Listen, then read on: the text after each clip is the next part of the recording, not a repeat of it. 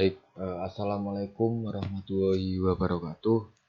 Sebelumnya perkenalkan, nama saya Muhammad Nizam Setiawan dengan NIM 2105 1241058. Saya dari jurusan Teknik Informatika Prodi S1 Sistem Informasi dari kelas B.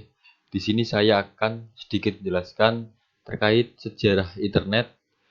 Saya akan memenuhi tugas jaringan komputer dari Bapak dosen Bapak Agus Prihanto STMkom.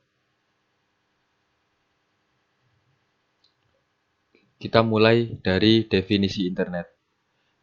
Jadi definisi internet menurut para ahli, yang pertama menurut Suswono, pengertian internet adalah sebuah kumpulan jaringan yang memiliki skala secara global, di mana tidak seorang pun dapat bertanggung jawab untuk menjalankan internet itu sendiri. Yang kedua, menurut Berners-Lee, pengertian internet adalah suatu jaringan yang terdiri dari beberapa jaringan yang saling terhubung satu sama lain. Hal ini jelas merujuk pada konsep di mana suatu jaringan komputer itu juga bisa terhubung ke dalam suatu jaringan lainnya. Kemudian yang ketiga, menurut O'Brien, definisi internet adalah sebuah jaringan komputer yang berkembang pesat dan bermanfaat bagi berbagai macam kepentingan, mulai dari kepentingan bisnis, pendidikan, hingga ke dalam jaringan pemerintahan yang dapat saling terhubung satu sama lain. Kemudian manfaat internet. Yang pertama adalah sarana konektivitas dan komunikasi. Bisa kita lihat pada saat ini banyak beberapa manusia itu menggunakan internet sebagai komunikasi antar satu dengan yang lainnya. Kemudian yang kedua, untuk akses informasi, pengetahuan, dan edukasi.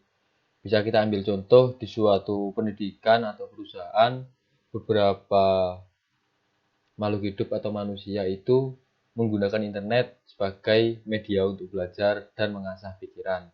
Yang ketiga, alamat dan pemetaan. Bisa kita lihat contoh kecilnya yaitu Google Maps. Kemudian yang keempat, kemudahan bisnis.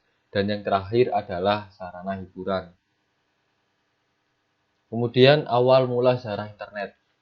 Departemen Pertahanan Amerika membentuk suatu jaringan komputer yang disebut ARPANET untuk memungkinkan personil militer dan peneliti sipil bertukar informasi yang berkaitan dengan hal-hal militer. Jadi secara internet juga tidak terlepas dari yang namanya ARPANET. ARPANET sendiri juga bertujuan untuk pusat pertukar informasi pada saat itu ketika ada urusan militer. Kemudian yang kedua adalah melalui proyek ARPA atau Advanced Research Project Against. Mereka mendemonstrasikan hardware dan software komputer yang berbasis UNIX dapat melakukan komunikasi dalam jarak tak berhingga melalui saluran telepon. Kemudian diperkenalkan pada Oktober 1972. Jadi pada tahun 1981 hanya 231 komputer. Tahun 1986 bertambah menjadi 2.308 komputer dan 1,5 juta komputer pada tahun 1993. Awal tahun 1980, jaringan ARPANET karena sudah diberhentikan dan diubah menjadi TCP atau IP atau biasa kita sebut Transmission Control Protocol atau Internet Protocol. Kemudian dilanjut kembali dan dibiayai oleh NSF, National Science Foundation, yang bekerja sama dengan CSNet, Computer Science Networking, berubah nama menjadi NSFNet. Kemudian yang terakhir adalah sejarah internet masuk ke Indonesia. Tepatnya pada tahun 1990-an, perkembangan internet di Indonesia sesungguhnya mulai dirintis oleh komunitas pengguna amatir radio yang disebut Paguyuban Net atau biasa kita sebut itu Paguyuban Network. Antara lain terdiri dari M. Samik Ibrahim, Suryono Adi Sumarta, Muhammad Ihsan, Robi Subiekto, Putu, Firman Siregar, Adi Indrayanto, Ono Wepurbo. Jadi beberapa nama yang sudah saya sebut tadi adalah salah satu orang yang berperan penting pada saat internet masuk ke Indonesia.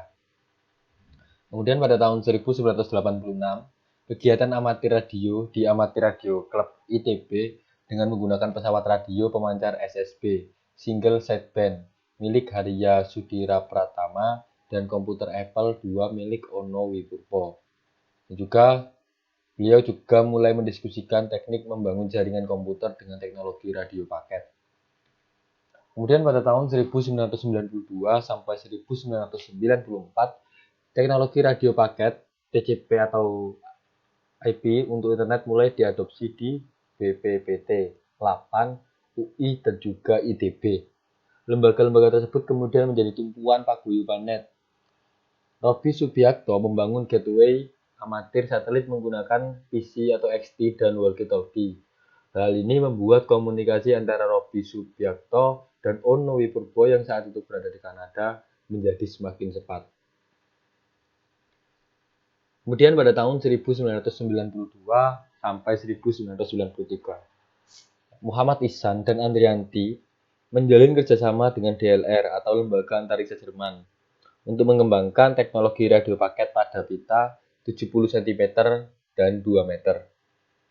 LAPAN mengembangkan satelit Indonesia yang dikenal dengan LAPAN, TUBSAT, dan INASAT. IPTECnet masih dalam pengembangan. Jadi pada tahun 1992 sampai 1993, IPTECnet itu masih dalam tahap pengembangan atau perancangan.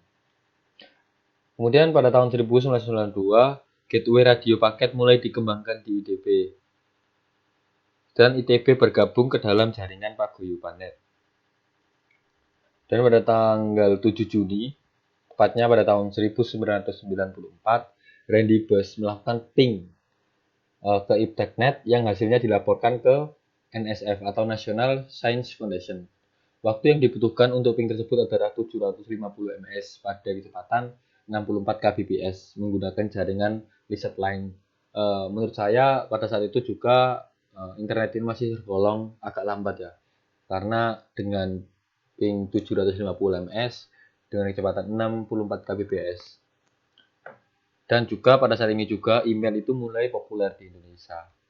Kemudian pada tahun 1997 sampai 1998, ITB menjadi bagian penting dari A13 Indonesia yang berhasil menghubungkan lebih dari 25 lembaga pendidikan di Indonesia. Dan yang terakhir pada tahun 2009, Departemen Pendidikan Nasional atau biasa disebut Diknas itu mengoperasikan Jardiknas dan Inherent yang menghubungkan lebih dari 15.000 sekolah ke internet. Jadi pada tahun 2009 ini banyak sekolah yang sudah data sistem informasinya itu sudah menggunakan dan sudah mengenal yang namanya apa itu internet. Demikian presentasi dari saya. Jika ada salah kata atau masih ada yang perlu ditanyakan, silahkan chat di kolom komentar. Terima kasih. Assalamualaikum warahmatullahi wabarakatuh.